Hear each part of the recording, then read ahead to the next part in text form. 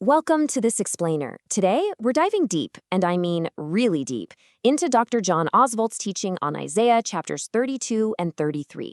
It's a fascinating look at these ancient texts, but more than that, it's about the profound spiritual lessons of waiting on God, especially when, everything around you feels like it's just completely falling apart. But hey, before we jump right into the text itself, I want you to ask yourself a question. Seriously, think about this. When a crisis hits, who do you actually trust? How do you handle those moments of intense, overwhelming pressure? Because let's be real, immediate human solutions almost always seem way more appealing and logical than waiting around for divine timing. Just hold on to that thought for a second, all right? It's basically the anchor for this whole thing we're about to unpack. Now, everything we're covering today comes straight from Dr. John Oswalt's academic study of these pivotal prophetic chapters.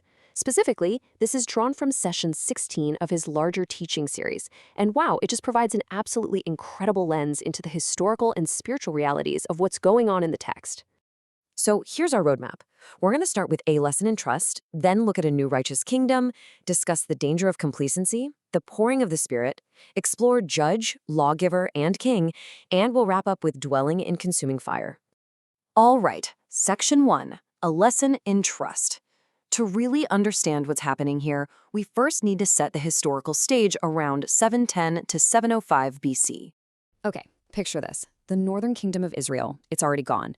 Judah is the very last remnant left, and they are staring down an absolute existential crisis. You've got this terrifying Assyrian army campaigning right down the coast, heading straight for them. So what does the leadership of Judah do in a panic? Well, they make this fateful decision to put their trust in an alliance with Egypt.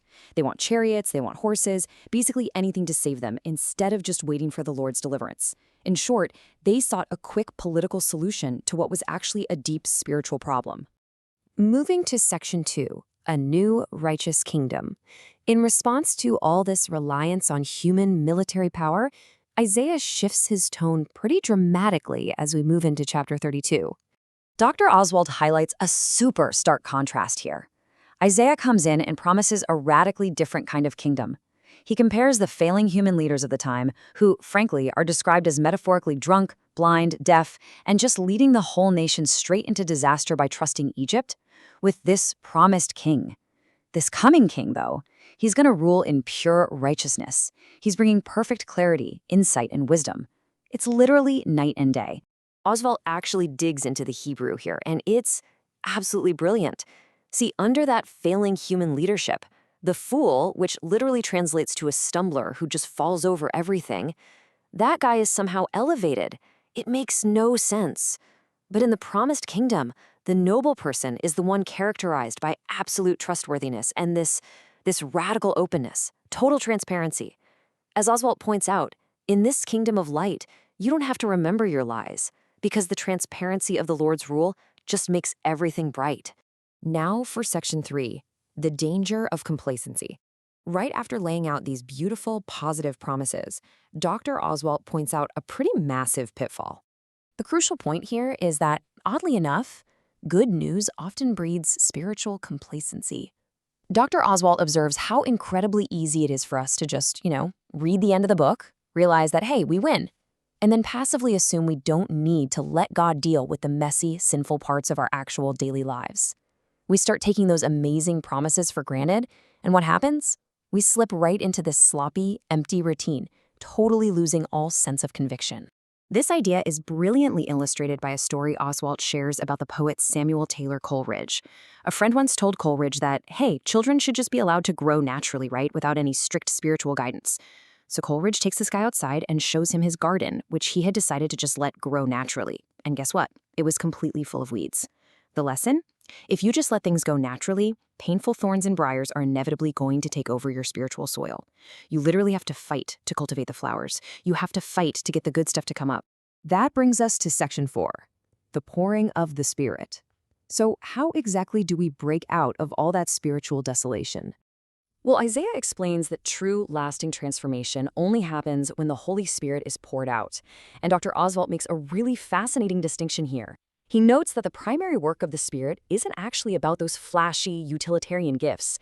Things like specific spiritual abilities or utilities that frankly can sometimes be counterfeited or misused. Instead, the primary work is about reproducing the undeniable fruit of God's character right inside of us. And the beautiful thing about spiritual fruit, it cannot be counterfeited. All right, Section 5, Judge, Lawgiver, and King. As we move into Chapter 33, the text shifts toward the ultimate answer for life's biggest problems. Isaiah gives a strong warning here against exalting human ability. He uses the Hebrew word ruach, which can mean wind, breath, or spirit. Here's the catch.